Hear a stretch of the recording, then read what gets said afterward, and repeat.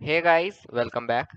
तो आज के इस वीडियो में हम लोग एक सिंपल टॉपिक पे बात करेंगे कि 2020 के लिए और आगे के लिए 2021 तक के लिए आपको कौन सी प्रोग्रामिंग लैंग्वेजेस है। मैं यहाँ पे मेनली 5-6 प्रोग्रामिंग लैंग्वेजेस के बारे में बताऊंगा जो कि आपको सीखनी चाहिए, ठीक है, और वो आगे आपके काफ़ी काम भी आएंगी।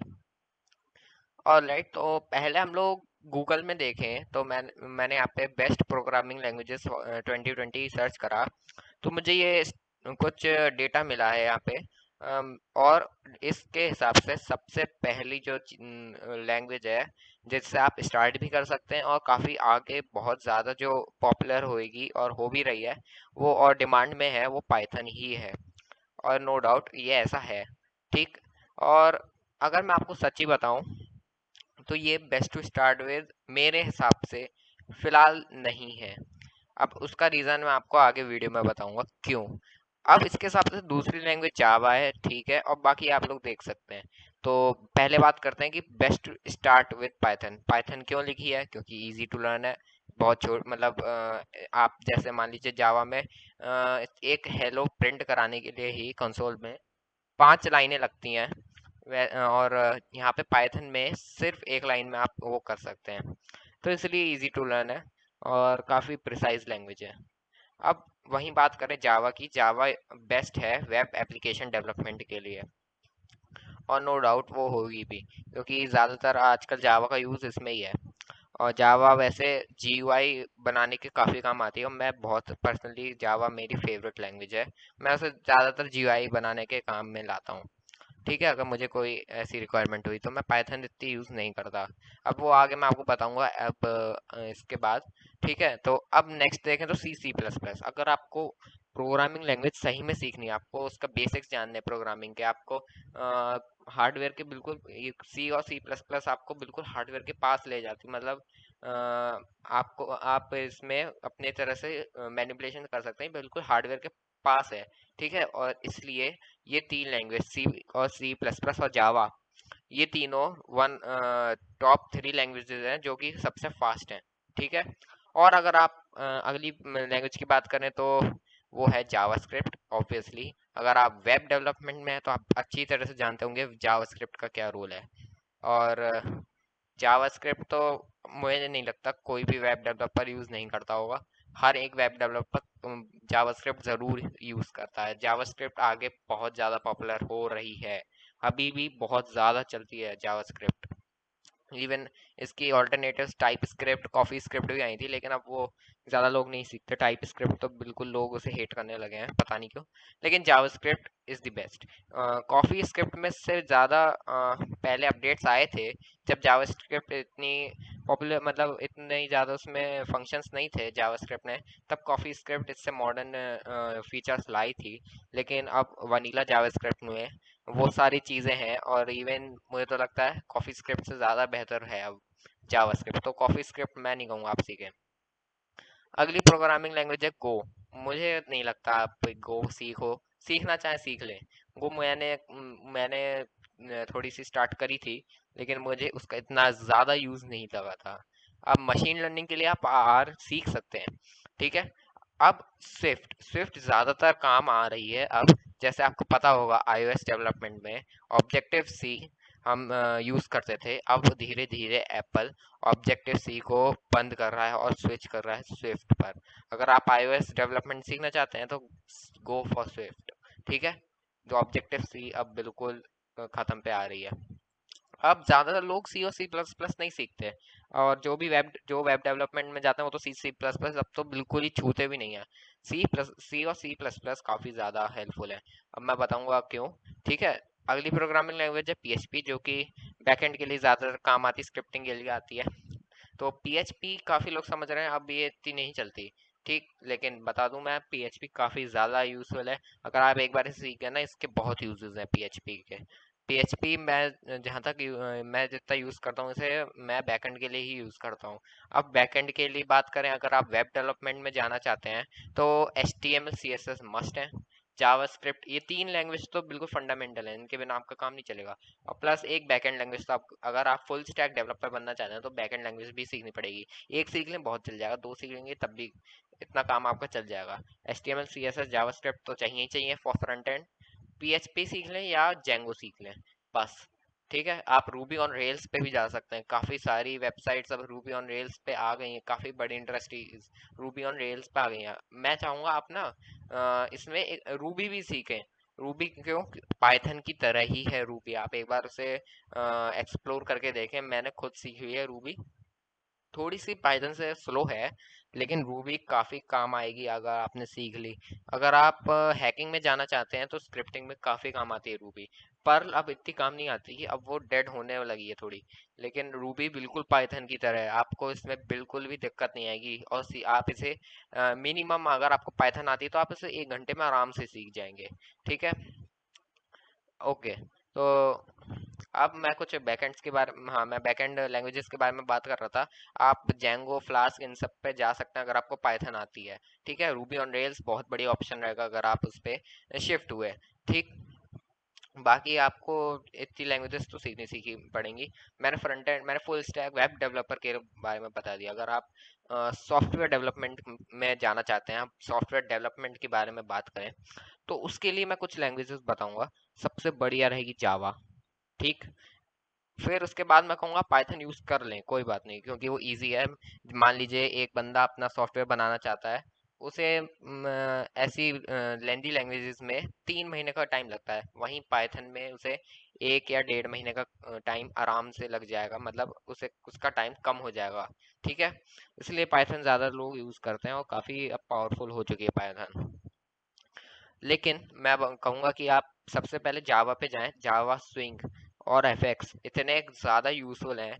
अब AWT तो ज़्यादातर लोग यूज़ नहीं करते। जिन लोगों ने जावा सीखी होगी उन्हें इन तीनों के बारे में पता होगा। जावा एफएक्स और जावा स्विंग में विजेट्स बहुत ज़्यादा है। ठीक है, बहुत ज़्यादा रिच विजेट्स प्रेजेंट हैं जावा में, जितने पाइथन में नहीं प्रेजेंट होंगे। अगर आप पाइथन में PyQt 5, अब उसके बारे में चलिए बाद में बात करेंगे। अब मैं बात कर रहा था सॉफ्टवेयर डेवलपमेंट की। तो आप सी हैश पे जा सकते हैं, जो कि विंडोज़ डेवलपमेंट के लिए बहुत बढ़िया है। आप विजुअल C++ पे मैं नहीं कहूँगा आप जाएं, क्योंकि विजुअल C++ बहुत ज़्यादा दिमाग खाने वाली चीज़ है, वो आपको समझ ज़्यादा नहीं आ सकती है। अब लेकिन जावा पे ज़्यादा बिगनर्स क्या करते हैं ना, नेट बीन्स आईडी ये आपने सुना ही होगा अगर आप सॉफ्टवेयर डेवलपमेंट में हैं, वो यूज़ करने लग जाते हैं जावा स्विंग के लिए। मैं नहीं कहूँगा आप नेट बीन्स आईडी यूज़ करें अगर आप बिगिनर हैं तो। आप उसमें सिर्फ ड्रैग एंड ड्रॉप का काम होता है, अपनी चीज़ें कंपोनेंट्स को, विजेट्स को अलाइन करने के लिए, लगाने के लिए। ओके, तो उससे बिगनर्स को काफ़ी ज़्यादा इफेक्ट पड़ेगा।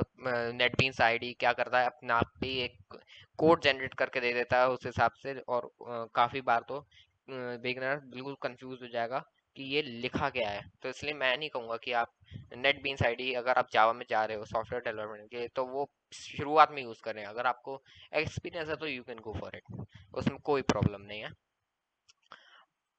एक और वेबसाइट देखते हैं ये क्या कहती है। सबसे पहली लैंग्वेज जो ये कह रही है वो पाइथन ही है। तो आप चाहें तो पाइथन सीख लें, नहीं अगर मेरी बात मानेंगे तो ज़्यादा मुझे लगता है थोड़ा सा बेहतर रहेगा। अगर मैं आपको बताऊंगा आगे। और इसका ट्रेंड तो बढ़ ही रहा है पाइथन का। और फिर उसके बाद जावा आती है, एसक्यूएल। अगर आप पाइथन सॉफ्टवेयर डेवलपमेंट में, वेब डेवलपमेंट में कहीं भी हैं, एसक्यूएल तो मस्ट है। एसक्यूएल के बिना काम ही नहीं चलेगा। ठीक है, स्विफ्ट बढ़ रही है आगे, हल्के हल्के हल्के बढ़ेगी इसकी भी, क्योंकि एप्पल यूज इसको करने लगा है। ऑब्जेक्टिव सी अब मुझे नहीं लगता आपको सीखनी चाहिए। गो सीख लें, रूबी सीख लें। मैं कहूँगा आप पाइथन, एसक्यूएल, एचटीएमएल, सीएसएस, और ये तो है ही मस्ट। अगर आप फुल स्टैक डेवलपर बनना चाहते हैं तो आप मेरे हिसाब से जावास्क्रिप्ट ज़्यादा यूज़ होती ही है। जावास्क्रिप्ट सीख लें, बहुत बढ़िया और बहुत इंटरेस्टिंग लैंग्वेज है। आप एक बार जावास्क्रिप्ट में गए, आप मज़ा आ जाएगा आपको। HTML, CSS, SQL, पाइथन, एक 5 लैंग्वेज ये हो गई। ठीक, आप चाहें इस पे मूव ऑन कर सकते हैं। सी हैश ज़्यादातर गेम डेवलपमेंट, विंडोज़ डेवलपमेंट के लिए होती है। ठीक है, Windows software development, game development के लिए आप सी हैश सीख लें और लुआ सीख लें। और यूनिटी, आपको आपको पता होगा यूनिटी गेम इंजन आपको चलाना आना चाहिए, मतलब उसमें गेम डेवलपमेंट के लिए वो ज़्यादातर होता है, गेम डिज़ाइनिंग के लिए। ओके, तो आगे बढ़ते हैं। बैश शेल, अगर आप, मैं तो नहीं कहूँ आप सीखना चाहें कि बेसिक चीज़ें होती हैं बैश शेल में। बैश शेल आप अगर सीखना चाहें वो सीख लें। तो बैश शेल आपके इतने ज़्यादा यूज़ नहीं आएगी, लेकिन कब बेसिक्स जानने के लिए आ जाती है। ठीक है, आप चाहें तो इसे सीख ले, ज़्यादा कुछ है नहीं इसमें। ठीक, आप सी हैश मैं बता चुका हूँ, गेम डेवलपमेंट के लिए काम आती है। आप इसके साथ लुआ सीख लें, और यूनिटी गेम इंजन आपको चलाना आना चाहिए फॉर गेम डेवलपमेंट में सी हैश, लुआ और यूनिटी, इन तीनों के अलावा आप पाई गेम सीख लें, पाइथन का ही पार्ट है। ठीक है, ये बस। और सी प्लस प्लस सी, अगर आपको प्रोग्रामिंग लैंग्वेज सीखनी है, आपको चीज़ें एक्सप्लोर करनी है प्रोग्रामिंग के वर्ल्ड में, तो ये दोनों बहुत बेस्ट ऑप्शन है। अगर आप पाइथन से थोड़ा बोर हो चुके हैं और पाइथन जैसा ही कुछ चाहते हैं, तो Ruby is the best assembly language.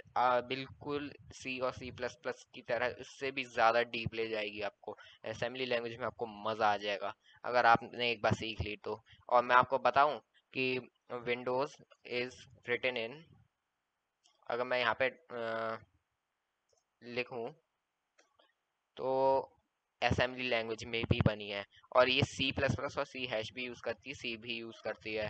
ठीक, आपको पता होना चाहिए। विजुअल बेसिक अब ज़्यादा यूज़ नहीं होता जहाँ तक मुझे लगता है। ऐसे ही लिनक्स भी इसमें बना है। और अगर मैं मैक ओएस की बात करूँ, तो Mac OS is written in which language, तो ये भी असेंबली लैंग्वेज को यूज करता है, स्विफ्ट और ऑब्जेक्टिव सी, जो कि मैंने आपको बता चुका हूँ। ठीक है, ओके, तो ये कुछ लैंग्वेजेस थी। अब बात करते हैं आपको पहली चीज, पाइथन, जो मैंने आपको बताया है कि पाइथन आपको क्यों शुरुआत में नेग्लेक्ट करनी चाहिए अगर आप सही में प्रोग्रामिंग वर्ल्ड को एक्सप्लोर करना चाहते हैं। मैं कहूँगा कि आप पाइथन की जगह जावा पे जाएं सबसे पहला। और मैं बता रहा हूँ, मेरी फेवरेट लैंग्वेज है जावा। उस और मैं आपको बताऊं क्यों मैं ऐसा कह रहा हूँ। पाइथन, मान लीजिए एक लाइन आपको, एक लाइन दे दे, कोई एक सेंटेंस दे दे बहुत कॉम्प्लिकेटेड सा, और दूसरे में आपको वो 5 सेंटेंस दे वही चीज, और बहुत अच्छे से एक्सप्लेन हो। ठीक, आपको कौन सा ज्यादा अच्छा लगेगा, वही 5 लाइन? ठीक, तो ज्यादा अच्छे, मतलब अच्छे से समझ आएगी, वही एक लाइन आपको इतनी अच्छी समझ नहीं आएगी। तो यही काम होता है पाइथन में प्रोग्रामिंग के बेसिक शुरुआत से ही बहुत अच्छे स्किप हो जाते हैं। और जावा में वहीं पे ही आपको शुरुआत से ही ऑब्जेक्ट ओरिएंटेड प्रोग्रामिंग शुरू हो जाता है। आपको सब कुछ बताया जाएगा कि कंपाइलर क्या है, इंटरप्रेटर क्या है, बाकी सारी चीज़ें आपको सब कुछ बताया जाएगा। जावा में आप मैं नहीं कहूँगा आप सी प्लस प्लस सी में जाएं पहली बार में। क्यों? ज़्यादातर लोग सी प्लस प्लस का नाम सुन के ही बेहोश हो जाएंगे। सी प्लस प्लस, अरे ये क्या बवाल है। लेकिन जावा अभी भी मशहूर है और रहेगी। मैं आपको बता रहा हूँ। ठीक है, तो इसलिए मैंने आपसे कहा कि आप पाइथन, अगर आपके पास टाइम कम है, आपके पास लिमिटेशंस है, कि आप एक फील्ड में पहले से ही, और आपको कंप्यूटर की फील्ड में, मतलब आपको प्रोग्रामिंग सीखनी है, और आपके पास इतना टाइम नहीं है, तो आप डेफिनेटली पाइथन के साथ जा सकते हैं। फिर आप कहाँ जावा और सी सी प्लस प्लस में भटकेंगे। ठीक है, अब पाइथन मैं इसलिए भी नहीं रिकमेंड करूंगा क्योंकि पाइथन की स्पीड कम है। ठीक है, अगर मैं यहाँ पे top fast programming languages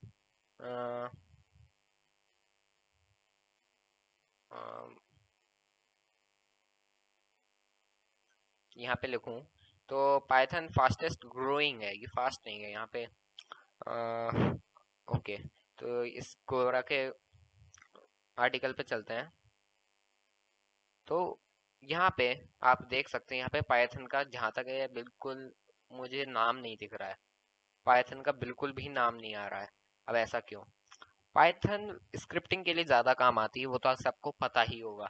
Python में स्पीड बहुत कम है, और पाइथन इसलिए ज़्यादा लोगों को इतनी पसंद नहीं आती। देखिए, अब किसी चीज़ में एडवांटेज होंगे तो उसमें डिसएडवांटेजेस ज़रूर होंगे। तो इसलिए पाइथन में क्या होता है कि पाइथन थोड़ी थोड़ी क्या, काफ़ी स्लो है।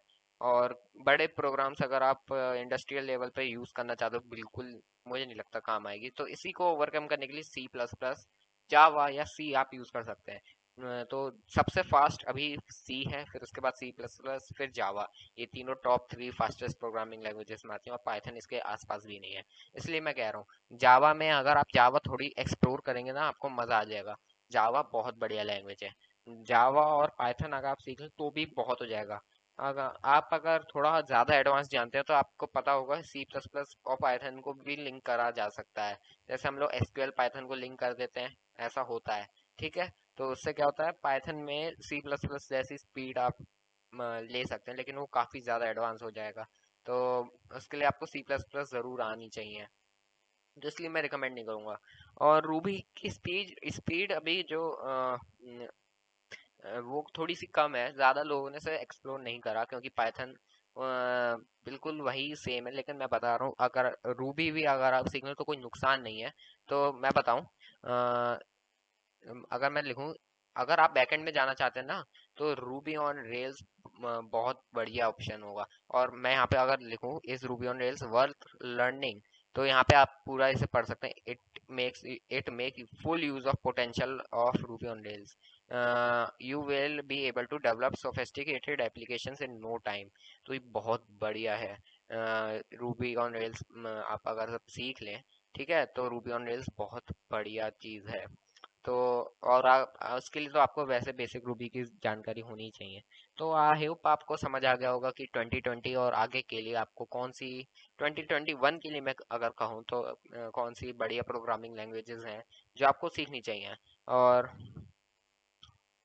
आपको समझ आ गया होगा, तो फिर प्लीज़ चैनल को सब्सक्राइब करें। अगर आपको और भी टॉपिक्स के बारे में जानना है तो प्लीज़ कमेंट करें, मैं उसके ऊपर ज़रूर से वीडियो बनाऊंगा।